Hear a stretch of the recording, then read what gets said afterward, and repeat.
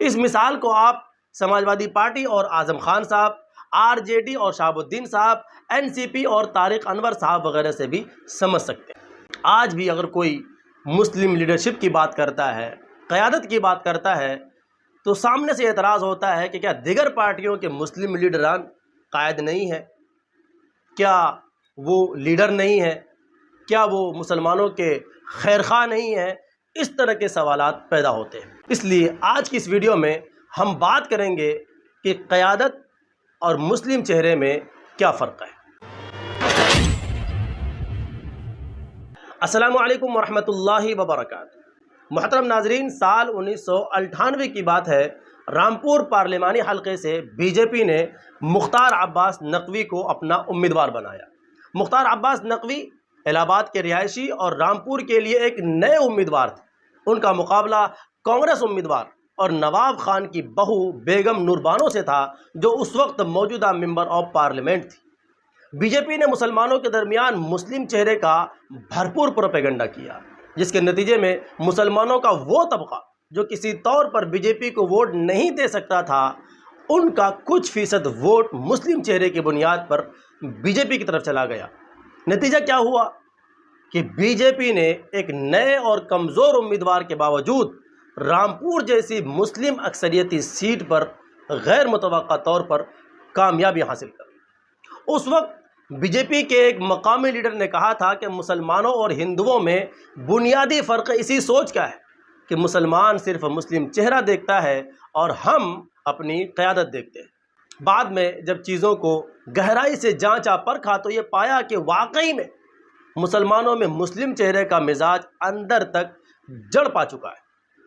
اب یہ مزاج سیکولر پارٹیوں نے بنایا یا یوں ہی مسلمانوں کے اندر بنایا تھا، یہ الگ موضوع ہے، لیکن اس مزاج کا، ہمارے اس سوچ کا سیاسی پارٹیوں نے خوب فائدہ اٹھایا، لیکن مسلم قوم کو اس مزاج کا کوئی فائدہ نہیں ہوا۔ آج بھی اگر کوئی مسلم لیڈرشپ کی بات کرتا ہے، قیادت کی بات کرتا ہے، تو سامنے سے اعتراض ہوتا ہے کہ کیا دیگر پارٹیوں کے مسلم لیڈران قائد نہیں ہیں؟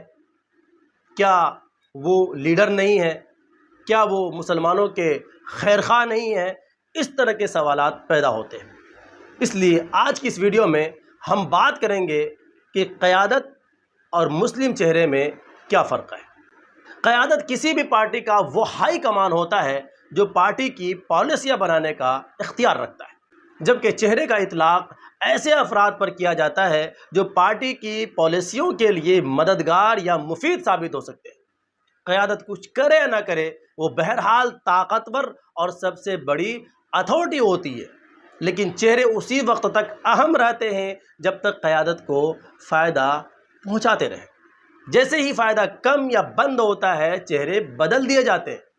اس طرح وہ چہرہ جو کبھی طاقتور دکھتا تھا، وہ چند لمحوں میں گمنامی کی دھول میں کھو جاتا ہے۔ سمجھنے کے لیے آپ بہوجن سماج پارٹی یعنی بی ایس پی اور نسیم الدین صدیقی کو ذہن میں رکھیں۔ بہوجن سماج پارٹی یعنی بی ایس پی ایک سیاسی پارٹی ہے۔ اس پارٹی کی قیادت دلتوں کے ہاتھ میں ہے۔ نسیم الدین صدیقی صاحب کبھی اس پارٹی کا مسلم چہرہ ہوا کرتے تھے۔ صدیقی صاحب کی محنت اور چہرے کی بدولت بی ایس پی کو بڑا فائدہ ملا، جس کی وجہ سے بی ایس پی نے 4 بار اتر پردیش میں اپنی حکومت بنائی۔ نسیم الدین صدیقی صاحب 10-11 شعبوں کے طاقتور وزیر ہوا کرتے تھے۔ کچھ وقت کے بعد ہائی کمان کو یعنی پارٹی کی قیادت کو نسیم الدین صدیقی صاحب بے فائدہ لگنے لگے، اس لیے چہرہ بدل دیا گیا۔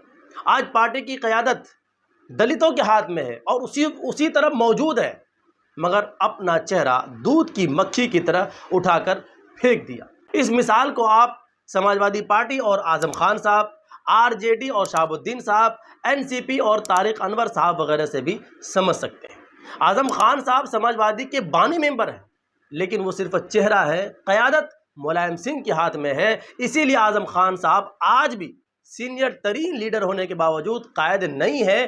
قیادت یادو فیملی کے ہاتھوں میں ہے۔ مرحوم شہاب الدین صاحب آر جے ڈی کا مضبوط مسلم چہرہ ہوا کرتے تھے، لیکن قیادت لالو یادو کے پاس تھی۔ یہی وجہ ہے کہ آج شہاب الدین صاحب کی فیملی معمولی ممبر کی حیثیت سے کام کرنے پر مجبور ہے، جبکہ تیجسوی یادو سی ایم کا امیدوار ہے۔ چیف منسٹر کا امیدوار ہے، آج وہ قائد بنا ہوا ہے۔ قیادت کی طاقت کیا ہوتی ہے؟ سیاست میں آپ چاہے جتنا مضبوط چہرہ بھیج دیں، لیکن اسے بہرحال پارٹی کی قیادت کے ماتحت ہی چلنا پڑتا ہے۔ اس لیے بارہا ایسا ہوتا ہے کہ ہمارے چہرے، مسلم چہرے ہمارے خلاف کام کرتے نظر آتے ہیں۔ ہمیں غصہ آتا ہے کہ یہ ہمارے چہرے ہیں، یہ ایک مسلم لیڈر ہے، لیکن ہمارے خلاف کیوں کام کر رہا ہے؟ ہمیں غصہ آتا ہے۔ ہمیں یہ بات اچھی طرح یاد رکھنا چاہیے کہ ہمارا چہرہ کتنا ہی بھاری بھرکم ہو، وہ کسی بھی حال میں پارٹی کی پالیسی سے اختلاف نہیں کر سکتا۔ اگر کیا تو اسے دوسرے چہرے سے بدل دیا جائے گا۔ اس مثال کو سمجھنے کے لیے آپ اپنے آس پاس نہ دوڑائیں۔ آپ عمران پرتاپ گڑھی کو لے لیں۔ پارٹی جوائن کرنے سے پہلے وہ کتنے زیادہ بولتے تھے، کتنے زیادہ چیختے اور چلاتے تھے، مسلمانوں کے حقوق کے لیے وہ نظمیں پڑھا کرتے تھے، لیکن جیسے ہی انہوں نے پارٹی جوائن کی ان کے زبان پر تالا لگ گیا۔ کئی بار ایسا بھی ہوتا ہے کہ ہمارے چہرے یعنی مسلم چہرے ہمارے کام کرتے نظر آتے ہیں۔ ایسے نظارے دیکھ کر ہمیں خوشی ہوتی ہے کہ چلو اپنا چہرہ اپنے کام پر لگا ہوا ہے، لیکن حقیقت یہ ہوتی ہے کہ وہ کام بھی قومی ہمدردی میں نہیں ہوتی ہے، بلکہ ہائی کمان کی ہدایت کے بدولت ہوتی ہے۔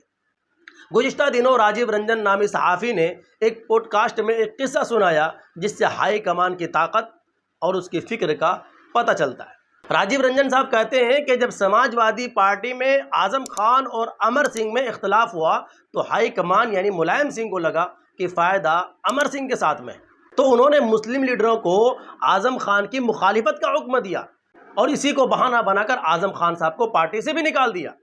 پارٹی کا بانی ممبر اور بڑا لیڈر ہونے کے باوجود کسی بھی مسلم چہرے نے اعظم خان صاحب کا ساتھ نہیں دیا، سب امر سنگھ کی طرف ہو گئے کیونکہ ہائی کمان کا حکم اسی طرف تھا۔ سال بھر کے بعد قیادت یعنی ملائم سنگھ کو لگا کہ فائدہ اعظم خان کو بلانے میں، تو انہوں نے پارٹی کی مسلم چہروں کو ایک پریس کانفرنس کر کے امر سنگھ کی مخالفت کرنے کا حکم دیا۔ مسلم چہروں نے ویسا ہی کیا۔ اس طرح پارٹی قیادت نے اندرونی مخالفت کا حوالہ دے کر امر سنگھ کو نکال دیا اور اعظم خان صاحب کو اندر کر لیا۔ یعنی قیادت ساری گوٹیاں اپنے حساب سے سیٹ کرتی، چہرے بس ان گوٹیوں کو اٹھانے بٹھانے کا ذریعہ بنتے ہیں۔ اس سے زیادہ چہروں کی کوئی اہمیت نہیں ہوتی، لیکن ہم لوگ آج بھی یہی سوچ کر خوش ہو جاتے ہیں کہ فلاں پارٹی میں ہمارا فلاں بندہ ہے، ہمارا فلاں شخص پارٹی کا اہم چہرہ ہے، لیکن حقیقت یہی ہے کہ اہم قیادت ہوتی ہے، چہرہ نہیں۔